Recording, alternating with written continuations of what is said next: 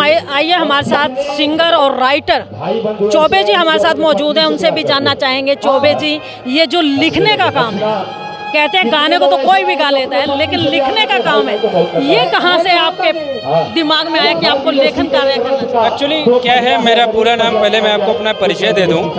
मेरा नाम मनीष चौबे है। मैं बेसिकली झारखंड का रहने वाला हूं और पेशे से सीए हूं, चार्टर्ड अकाउंटेंट। मतलब चार्टर्ड अकाउंटेंट जी, पैसा मेरा। उसके साथ फिर लिखने का हुनर कहाँ से? एक्चुअली क्या है, मैं भोजपुरी हिंदी को जीता हूँ जी। और आप माँ सरस्वती का एक असीम वरदान है कि लिख भी लेता हूँ, गा भी लेता हूँ। तो अपना एक भोजपुरी में ही बहुत सारा कुछ करने को, नाम कमाने को एक अपना ललक है, जिसलिए प्रयास करता रहता हूँ कि कुछ अच्छा करूँ, जिससे हमारा नाम हो, हमारे घर परिवार का नाम हो, हमारे गांव का नाम हो और हमारे समाज का नाम हो। चौबे जी, मैं आपसे एक बात जानना चाहूँगी। आपने बहुत कुछ लिखा, लेकिन आपको जो ये लगता है कि मेरी सबसे सुंदर रचना है और दर्शकों तक जरूर जानी चाहिए, तो मैं आपसे कहना चाहूँगी उसकी चंद लाइनें गा के जरूर। जरूर। हमारे बहुत सारे रचनाएं हैं, लेकिन एक रचना मेरे लिए स्पेशल है जो कि काफ़ी फेमस हुआ था। लिखा भी मैंने ही और गाया भी मैंने है। उस गाने का भाव है कि घरवा के पूरब ओरी घटवा बनवनी, ताही घटवा और छठी माई के बोलवनी, ताही घटवा। कि घरवा के पूरब ओरी घटवा बनवनी, ताही घटवा छठी माई के बोलवनी, ताही घटवा। ये मेरा बहुत ही फेमस और बहुत ही प्यारा भजन है। चौबे जी, मैं एक और गुजारिश करूंगी।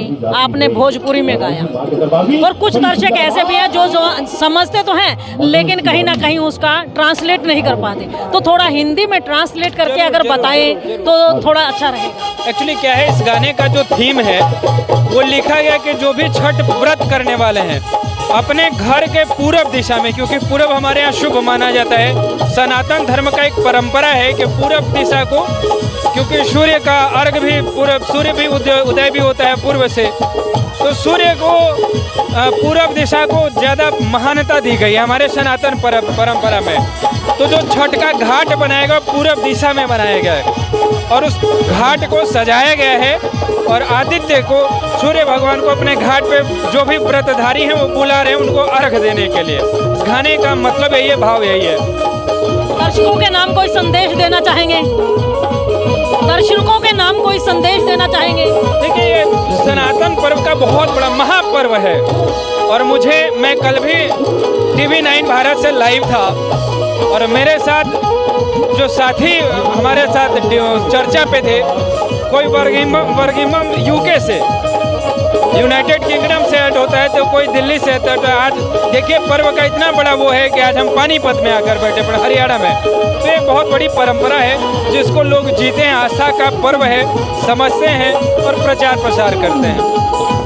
झारखंड से चौबे जी आपको बता दें कि जैसा कि इन्होंने बताया कि ये पेशे से सीए हैं, चार्टर्ड अकाउंटेंट हैं, लेकिन उसके बाद ऊपर वाले की दया से ऐसा हुनर है इनके पास कि ये लिखते भी खूब हैं और गाते भी खूब हैं। दोनों ही हुनर हमने आपको दिखाए हैं और उनका कहना है कि हमारी जो सनातन परंपरा है वो सदियों से इसी तरह से चली आई है और इसी तरह से चलती रहेगी। सनातन धर्म ही एक ऐसा है जो सदियों से चलता आया है, जिसका ना तो कोई शुरुआत का कुछ पता है कहाँ शुरू हुई थी, क्योंकि हमारी पीढ़ी दर पीढ़ी ये सनातनी धर्म जो है लगातार चला आ रहा है। ना जाने कितने हमारे पुरखों आए गए और पता नहीं हमारी कितनी पीढ़ियां निकल गई, लेकिन सनातन धर्म एक ऐसा है जो धरती जब से बसी है, धरती पर जब से इंसान बसा है, तब से ये सनातन धर्म जो है चला आ रहा है और दुनिया के रहने तक, जब तक ये दुनिया रहेगी, ये धरती आसमान रहेंगे, तब तक ये सनातन धर्म यूं ही रहेगा। और इसी तरह से हमारे सनातनी त्योहार बड़ी धूमधाम से मनाए जाएंगे और इसी तरह से चौबे जी जैसे कलाकार हमारे बीच में आकर के सनातन धर्म का गुणगान करते रहेंगे। एक्चुअली हम आपको आपके माध्यम से हम जरूर एक मैसेज देना चाहेंगे लोगों को। ये हमारी जो परंपरा है, इसका जो मान्यता है कि माता सीता जी ने पहली बार मुंगेर, बिहार, मुंगेर एक जगह है बिहार में, एक मुंगेर के गंगा घाट पे पहली बार इस छठ व्रत का शुभारंभ किया था। और आज उसी आस्था को, उसी पर्व को अपना आस्था का बहुत बड़ा त्यौहार मानते हुए आज लगभग पूरे विश्व में छठ का त्यौहार मनाया जाता है। एक महापर्व है और इस पर्व का सबसे बड़ी महानता है कि लोग उगते हुए सूर्य को तो प्रणाम करते हैं, लेकिन हमारा ये पर्व जो है, हमारा ये जो त्यौहार है, डूबते हुए सूर्य को अर्घ से प्रारंभ होता है, जो कि उगते हुए सूर्य को भी सुबह में अर्घ देकर इसका अंत किया जाता है। अच्छा चौबे जी, मैं आपसे एक बात जानना चाहूँगी। ये कहते हैं कि आप कहते हो डूबते हुए सूरज से इस व्रत का जो है शुरुआत की जाती है, उसके पीछे क्या? देखिए, उसके पीछे एक आस्था का विषय है, ये अपना अपना लोगों का मानना है।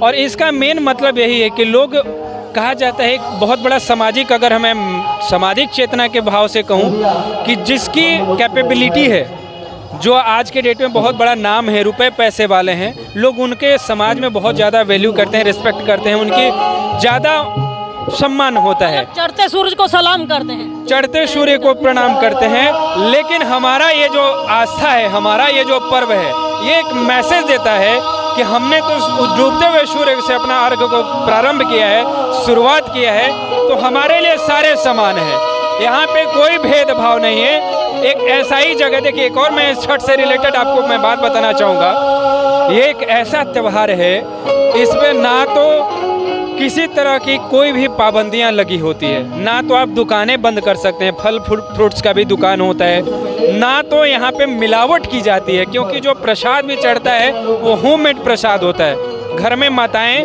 जो व्रत करती हैं वही प्रसाद बनाती हैं, तो यहाँ पे किसी भी मिठाई का मिलावट भी आप नहीं कर सकती।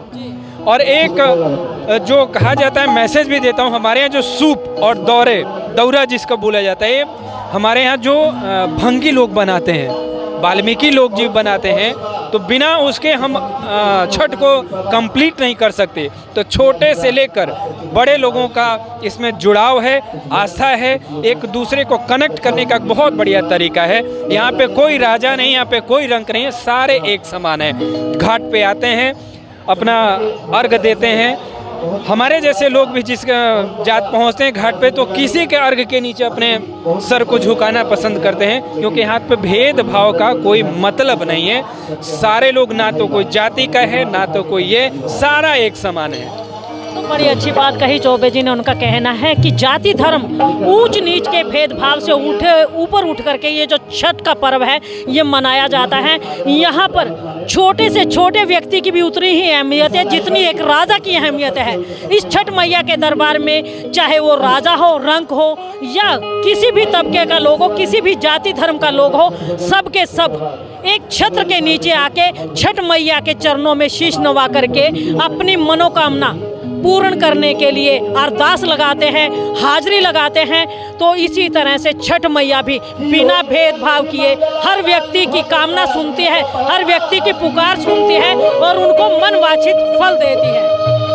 तो ये बहुत ही सुंदर पावन पर्व है। इस छठ पर्व को आप भी बड़े श्रद्धा भाव से मनाइए और अपनी मनोकामना पूर्ण कीजिए। किया के देखो बेटा तोहर, अरे किया के देखो नन्हका तोहर, अरे की भाई, अरे तो बारू कहवा कौन बारू, पानी कहवा सोहरे में कहवा कौन बारू, पानी कहवा सोहरे